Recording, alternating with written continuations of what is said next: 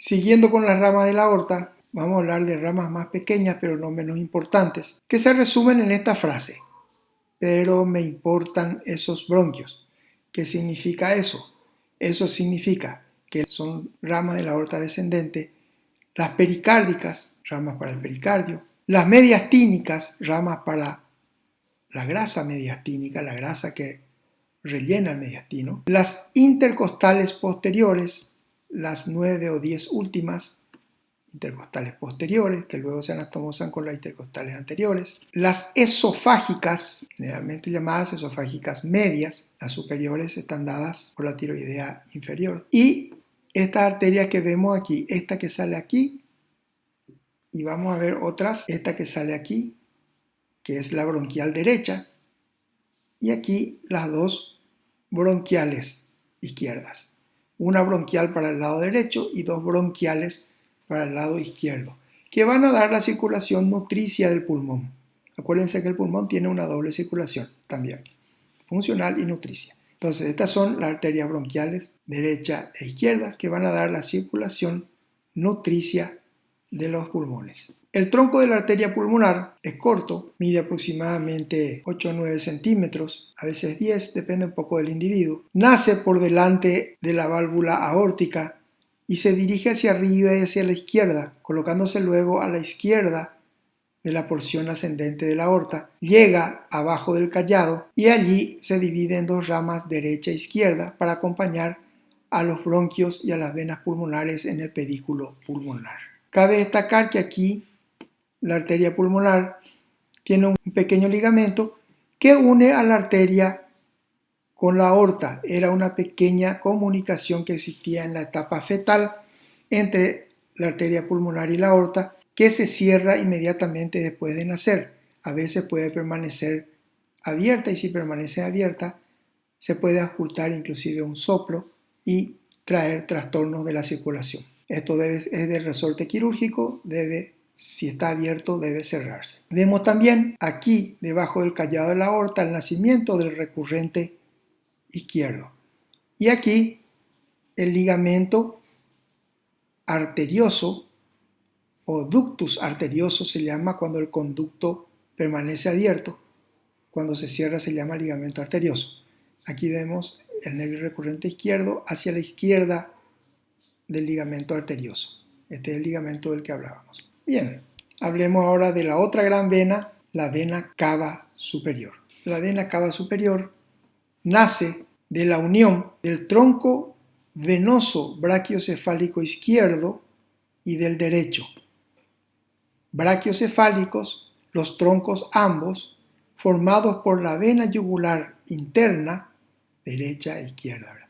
La vena yugular interna, aquí la vena subclavia derecha con la vena yugular interna derecha, forman topográficamente ubicados prácticamente detrás de la articulación externo-clavicular. Detrás de esa articulación prácticamente se puede encontrar la unión de la yugular interna derecha con la subclavia derecha y formar el tronco venoso brachiocefálico derecho.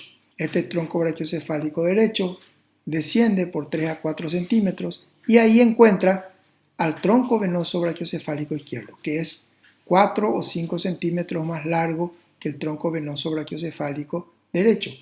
¿Por qué el izquierdo es más largo que el derecho? Simplemente porque la vena cava se sitúa a la derecha de la línea media y el tronco brachiocefálico izquierdo debe cruzar todo el mediastino para encontrarse con la vena del lado derecho, que es el tronco brachiocefálico derecho, y formar ambos la vena cava superior a nivel aproximadamente de la primera articulación entre el cartílago de la primera costilla y el esternón.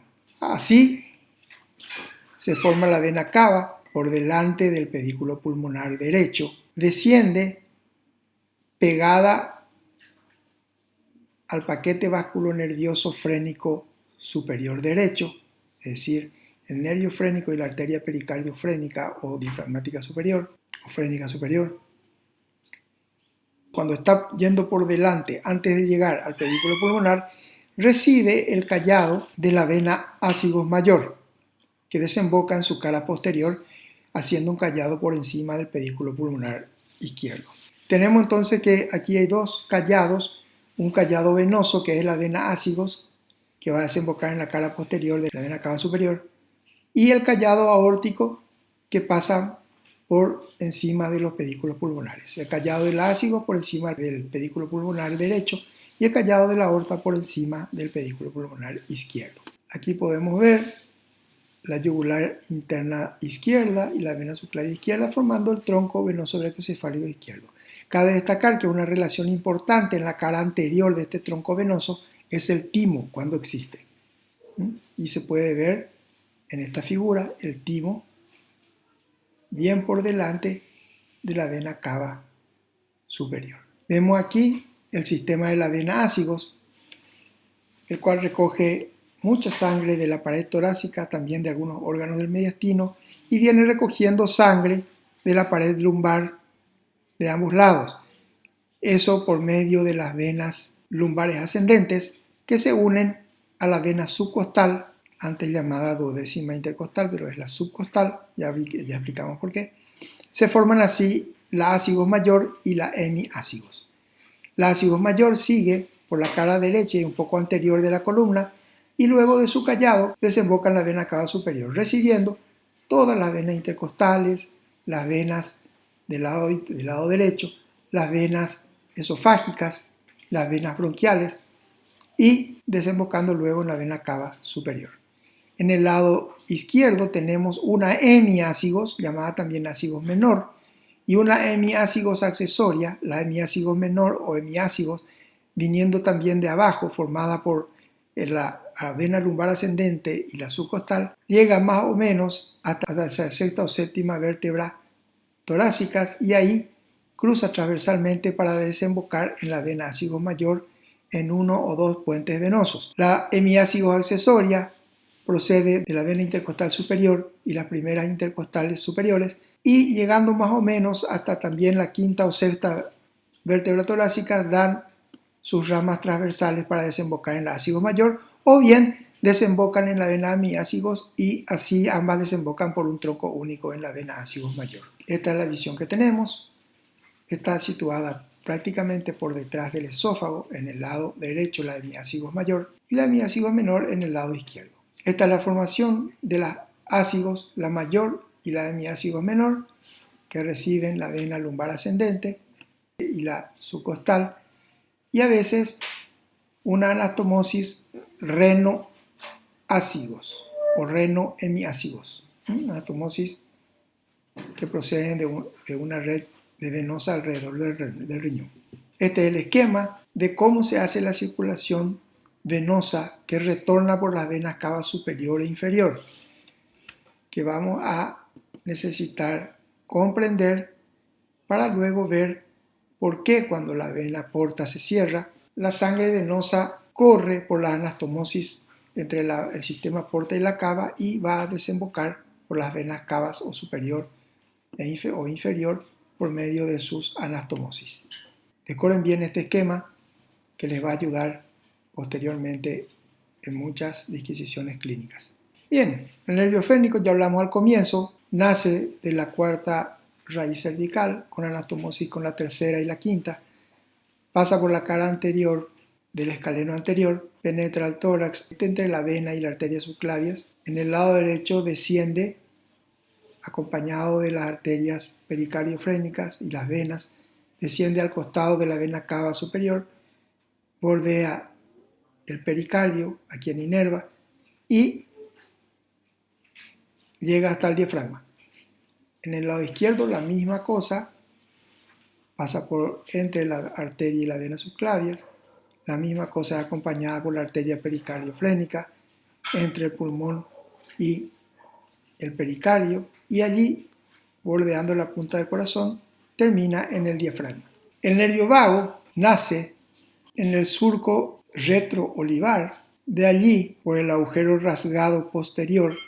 Esto van a verlo mejor cuando hablemos de neuroanatomía, que es el surco retroolivar, pero eso está ubicado en el bulbo. De ahí después de un pequeño trayecto, sale fuera del cráneo, por eso se llaman nervios craneales, y después de formar dos ganglios, el superior y el inferior, descienden para hacer el nervio de mayor trayecto en el tronco.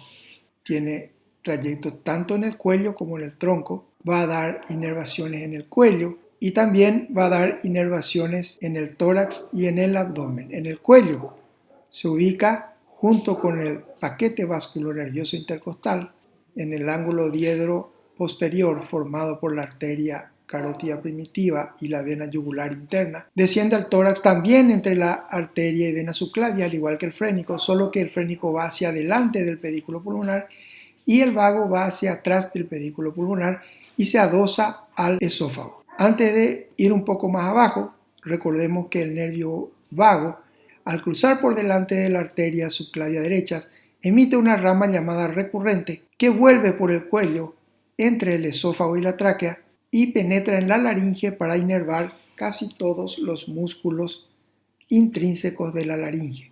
Casi todos, porque el músculo cricotiroideo no es inervado por el recurrente. Recurrente o laringio inferior se llama por eso. En el lado izquierdo, este laringio inferior es más largo porque recién nace por debajo del callado de la aorta y ahí recién asciende para dar la misma inervación del otro lado de la laringe. Es decir, el nervio laringio inferior o recurrente en el lado derecho nace en el cuello y en el lado izquierdo nace en el tórax. Así dan numerosos plexos tanto para inervar la faringe, la laringe y la tráquea. El nervio vago sigue dando sus ramas para inervar el corazón, los pulmones y el esófago.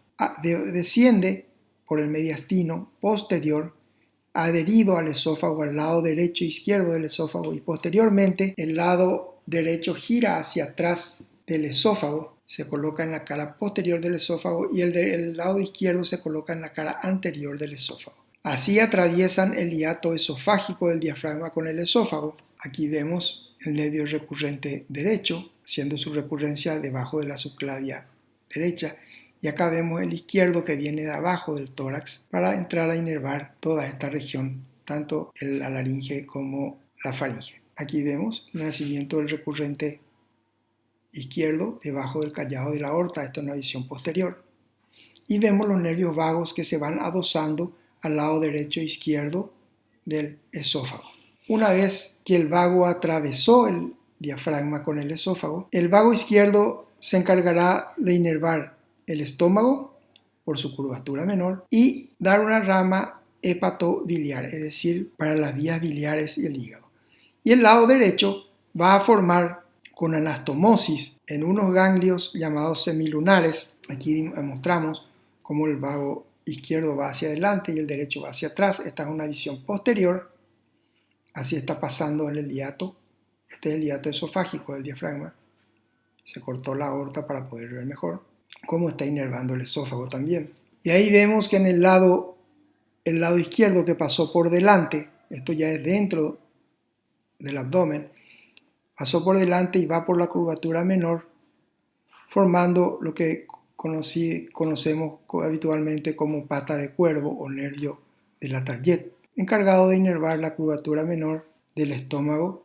Es el que está mayormente encargado de la secreción ácida del estómago. Y aquí vemos la rama hepatobiliar que va a ir a las vías biliares y el hígado, de la cual dependen también la contractura de la vesícula y las vías biliares. Está una visión levantando el estómago, una visión posterior.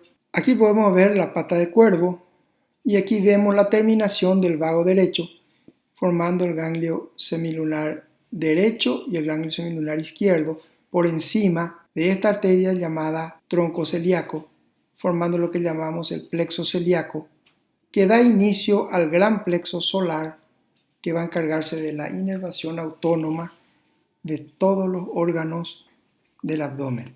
Este es el plexo celíaco. Más abajo da origen al plexo mesentérico superior. Este plexo celíaco está formado por los ganglios semilunares derecho e izquierdo que se forman así. El ganglio semilunar derecho se forma con el vago derecho más los dos nervios esplácnicos procedentes del simpático torácico el esplácnico mayor y el esplácnico menor. Y en el lado izquierdo también por el esplácnico mayor y el esplácnico menor procedente del lado izquierdo y una rama del neumogástrico o vago del lado derecho que se hizo posterior o vago posterior. Aquí también se recibe una rama del nervio frénico en el lado derecho. Algunos dicen que también en el lado izquierdo, pero es muy variable esa situación. Solo algunos autores citan eso. A nosotros nos interesa que cómo está formado el plexo celíaco, que es el inicio donde comienza el plexo solar. No es este el plexo solar, este es el plexo celíaco. El plexo solar forman todos los otros ganglios que se encuentran aquí para la inervación autónoma del abdomen. Aquí vemos entonces el ganglio semilunar derecho formado por el vago derecho más los nervios esplácnicos mayor y menor derechos. El ganglio semilunar izquierdo por el vago derecho y los esplácnicos mayor y menor del simpático torácico del lado derecho. Eso es todo por esta clase, queridos alumnos. Espero que le aproveche. Ya le subiremos al Classroom los tutoriales para las prácticas.